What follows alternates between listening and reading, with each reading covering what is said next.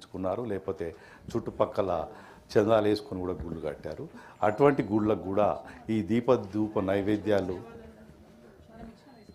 అయితే చాలా తక్కువగా ఇచ్చారు. వాటికి కూడా ఈ గవర్నమెంటు ఇస్తే బాగుంటుంది. అది ఒక అంశం అధ్యక్ష. రెండొక విషయం ఏంటంటే ఇది ఎండోమెంట్కి సంబంధించింది. మా మెదక్ జిల్లాలో చాలా గుళ్ళకు సంబంధించిన దేవాలయ భూములను ఇప్పటికి కూడా గత 2 నెలల క్రితం కూడా మెదక్ మండలం పేరు గ్రామంలో దేవాలయ భూమి రిజిస్ట్రేషన్ అయింది. కానీ దేవాలయ శాఖలోని రెవెన్యూ డిపార్ట్మెంట్ నిస్తేజంగా ఉంది. దయచేసి దేవాలయ భూములను అన్యాక్రాంతం కాకుండా ఖచ్చితంగా కాపాడవలసిందిగా మీ ద్వారా మంత్రి గారిని కోరుతున్నాను. Honourable minister. అధ్యక్ష,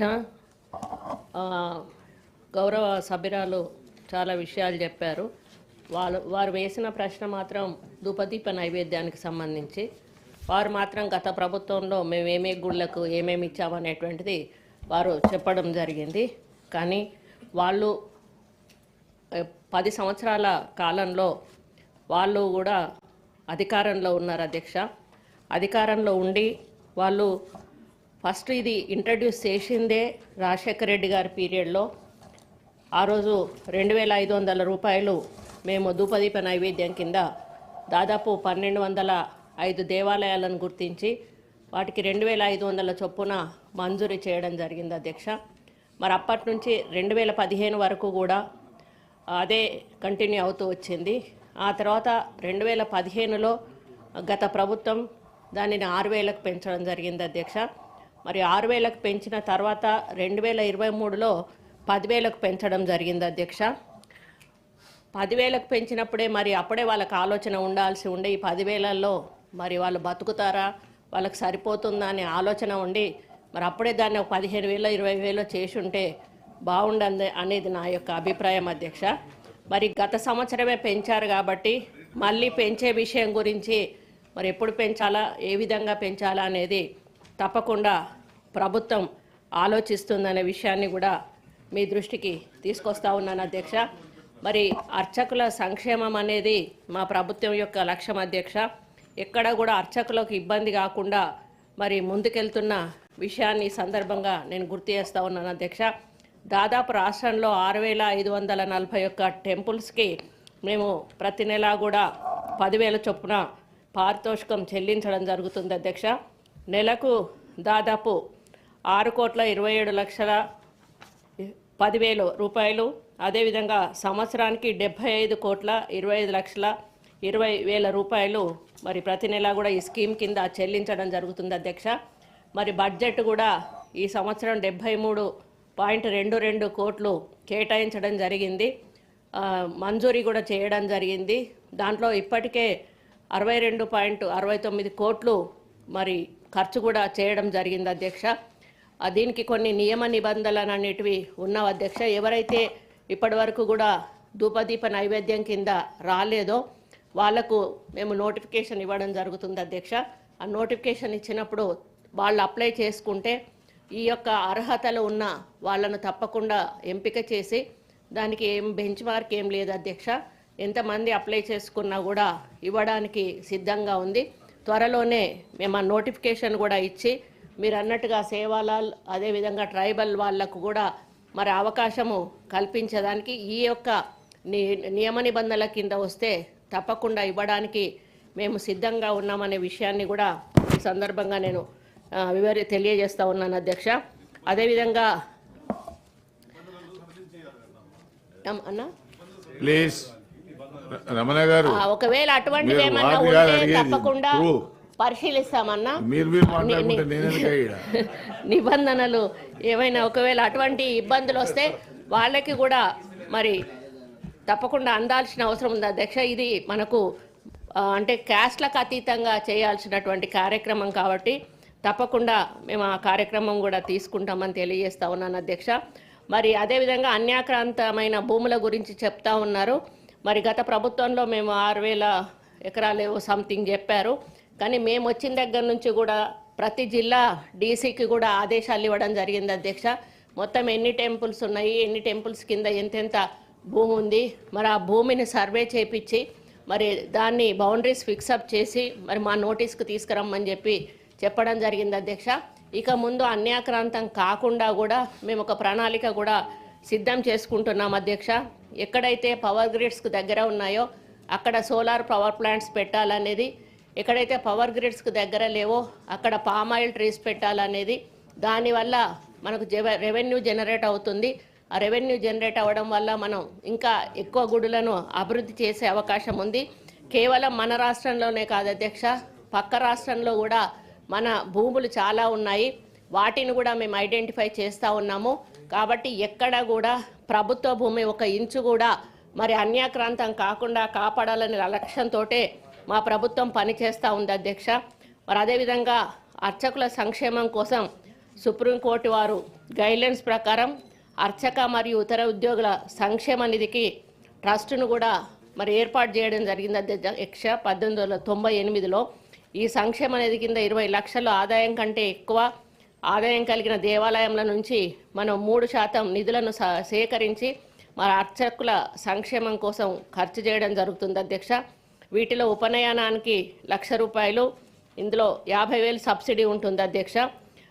మరి అదేవిధంగా ధూపదీప నైవేద్య అర్చకులతో సహా ఇది మంజూరు చేయడం జరుగుతుంది అధ్యక్ష. అదే ఒకవేళ మ్యారేజ్ అయితే ₹2,00,000, మరి ఇందులో 1,000 అంటే ₹1,00,000 అంటే సబ్సిడీ కింద ఇవ్వడం జరుగుతుంది అధ్యక్ష. 1,00,000 లోను 1,00,000 సబ్సిడీ కింద ఇవ్వడం జరుగుతుంది అధ్యక్ష. అదేవిధంగా బ్రాహ్మణ పరిషత్తు ఎండోమెంట్ డిపార్ట్మెంట్ కింద లేదు కాబట్టి వీటిని టేకప్ చేయడానికి కూడా మేము ప్రయత్నం చేస్తున్నాం. సీఎం గారు కూడా ఇది మాకు ఆదేశాలు ఇవ్వడం జరిగింది అధ్యక్ష. మరి ఇంకా చాలా ప్లాన్స్ మాలో ఉన్నాయి. గవర్నమెంట్ గత గవర్నమెంట్లో కొన్ని గుళ్ళు కట్టారు కానీ గుళ్ళకు సరిపోయేటువంటి ఫెసిలిటీస్ కల్పించలేదు అధ్యక్ష. ఉదాహరణకి యాదగిరిగుట్ట చాలా బ్రహ్మాండంగా నిర్మించారు. దాంట్లో ఎవరం కూడా మరి వెనక్కి తగ్గేది లేదు. కానీ అక్కడ కనీస వసతులు మాత్రం కల్పించలేదు అధ్యక్ష. కేవలం అబోవ్ మిడిల్ క్లాస్ వాళ్ళు పోయి మాత్రమే దర్శనం చేసుకొని వచ్చేటువంటి పరిస్థితి, ఆ వాళ్ళకు మాత్రమే కాటేజెస్ కట్టడం జరిగింది అధ్యక్ష. మరి middle class, lower middle class వాళ్ళు వెళ్ళినప్పుడు నిలబడడానికి నీడ కూడా లేకుండా అధ్యక్ష. మరి మేము అక్కడ చాలా డెవలప్మెంట్స్ చేశాం అధ్యక్ష. వాళ్ళకి లైన్లో వెళ్ళడానికి కావాల్సిన సదుపాయాలు కానీ, అక్కడ డామెటరీస్ కానీ, టాయిలెట్స్ కానీ, అదేవిధంగా మరి మనకు ఎవరైతే డొనేషన్స్ ఇస్తారో ఆ డొనేషన్ కౌంటర్స్ కానీ, అదేవిధంగా బ్యాటరీ కార్స్ పెట్టి వికలాంగులకు, వృద్ధులకు, పిల్లల తల్లులకు ఇబ్బంది కాకుండా సపరేట్ లిఫ్ట్ పెట్టి దర్శనం చేయించడము, అదేవిధంగా పాలిచ్చే తల్లులకు వాళ్ళకి సపరేట్గా ఒక రూము లోపల, టెంపుల్ లోపల, టెంపుల్ బయట, అదేవిధంగా అఖండ జ్యోతి అనే ఒక దీపాన్ని కూడా అందరూ కూడా గర్భగుడిలోకి వెళ్ళి దేవుణ్ణి దర్శించుకోలేరు కాబట్టి అఖండ జ్యోతి అనేటువంటి దీపాన్ని కూడా మేము పెట్టి వచ్చిన ప్రతి భక్తుడు కూడా దాన్ని దర్శనం చేసుకొని అక్కడ కొబ్బరికాయ కొట్టే విధంగా కూడా చేయడం జరిగింది. మరి ఆ గ్రామానికి సంబంధించినటువంటి భక్తులు గతంలో గర్భగుడిలోకి వెళ్ళేవారు. యాదగిరిగుట్ట కన్స్ట్రక్షన్ అయిన తర్వాత వాళ్ళకి అవకాశం లేకుండే మళ్ళీ మేము తిరిగి ఆ అవకాశం కల్పించి ఆ ఏరియాలో ఉన్నటువంటి భక్తులకు వారంలో ఒక రోజు గర్భగుడిలోకి వెళ్ళేటువంటి కార్యక్రమం కూడా మరి చేపట్టడం జరిగింది. మరి బంగారు తాపడానికి కూడా 63 కిలోల బంగారు తాపడానికి కూడా మేము ఆల్రెడీ ఇచ్చేసాం అధ్యక్ష. అది పని నడుస్తూ ఉంది. మేము బ్రహ్మోత్సవాల లోపు ఆ బంగారు తాపడ నిర్మాణం కూడా చేయడం జరుగుతుంది. అదేవిధంగా మేజర్ టెంపుల్స్ అయినటువంటి కీసరగుట్ట, వేములవాడ, జోగులాంబ, భద్రాది, కొత్తగూడెం, బాసర ఈ యొక్క టెంపుల్స్ మీద ప్రత్యేక దృష్టి సారించి వీటికి ఒక యాక్షన్ ప్లాన్ తయారు చేసి దాని ప్రకారంగా ఈ గుడులను డెవలప్ చేయాలనేది మా ప్రభుత్వం యొక్క లక్ష్యము. ముఖ్యమంత్రి గారు కూడా ప్రత్యేక శ్రద్ధతో మరి వారు ఉన్నారు అధ్యక్ష. ముఖ్యంగా యాదగిరి గుట్టను తిరుపతి దేవస్థానం స్థాయిలోకి తీసుకురావాలనేటువంటి ఉద్దేశంతో దానికి మామూలు కమిటీ కాకుండా టీటీడీకి ఏ విధంగానైతే పాలక మండలిని ఏర్పాటు చేస్తున్నారో అదేవిధంగా ఇక్కడ కూడా పాలక మండలి ఏర్పాటు చేయాలని వారు సూచించడం జరిగింది అధ్యక్ష. మేము ఫైల్ కూడా మూవ్ చేశాము.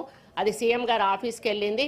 అది అప్రూవ్ అయిన తర్వాత ఇక్కడ ప్రత్యేకంగా ఒక పాలక మండలిని కూడా నిర్మించి మరి మన యాదగిరిగుట్టను తిరుపతి దేవస్థానం స్థాయికి వెళ్ళాలనేటువంటి ఆలోచన మాలో ఉంది అధ్యక్ష.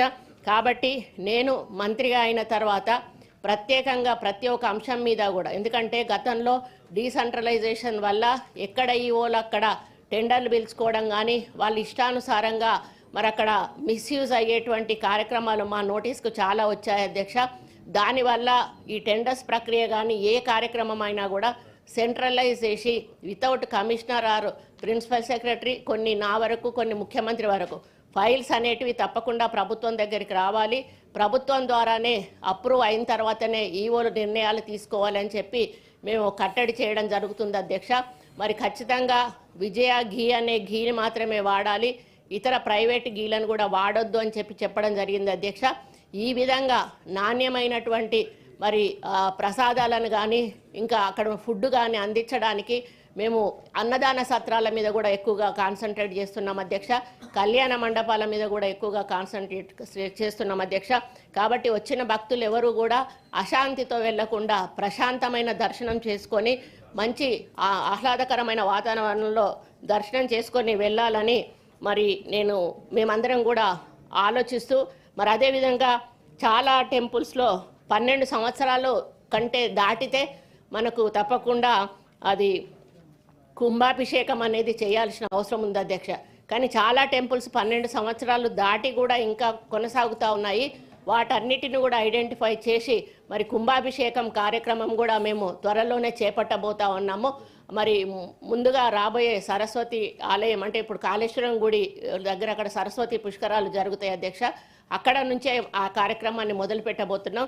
కాబట్టి మరి ఎక్కడ కూడా మేము టెంపుల్స్ విషయంలో కానీ టెంపుల్స్లో పనిచేసాం. ఇంకా ముఖ్యంగా ఏంటంటే ప్రమోషన్స్ అధ్యక్ష, 16-18 సంవత్సరాల నుంచి కూడా అసలు ప్రమోషన్స్ అనేవి ఇందులో ఆగిపోయినవి అధ్యక్ష. దేవాలయ శాఖలో చాలామందికి ప్రమోషన్స్ ఇచ్చి ఈరోజు కొంతమంది ఈవోలుగా ప్రమోషన్స్ ఇచ్చాము, కొంతమంది అడ్మినిస్ట్రేషన్ గ్రౌండ్స్లో కూడా చాలామందికి ఈరోజు ప్రమోషన్స్ ఇస్తే వాళ్ళ కళ్ళల్లో మరి చాలా సంతోషం కనిపించింది అధ్యక్ష. వాళ్ళు అనుకున్నారు మేము ఈవోగా రిటైర్ అవుతామా కావా అని అనుకున్న వ్యక్తి కూడా మరి ఆ రోజు మేము ప్రమోషన్ ఇచ్చిన రోజు కళ్ళ నీళ్ళు తీసుకొని నా జీవితంలో నేను ఈవోగా రిటైర్ అవుతా అనుకోలేదు, మీ దయ వల్ల ఈరోజు నాకు ఈవోగా ప్రమోషన్ వచ్చిందని చెప్పి కూడా వారు చెప్పడం జరిగింది అధ్యక్ష. కాబట్టి ఇక్కడ మేము మరి అన్నిటినీ కూడా సమానంగా చూస్తూ, ఇప్పుడు అన్నట్టుగా ఈ క్యాస్ట్ ఆ క్యాస్ట్ అనేది లేదు, అన్ని టెంపుల్స్ని కూడా సమానంగా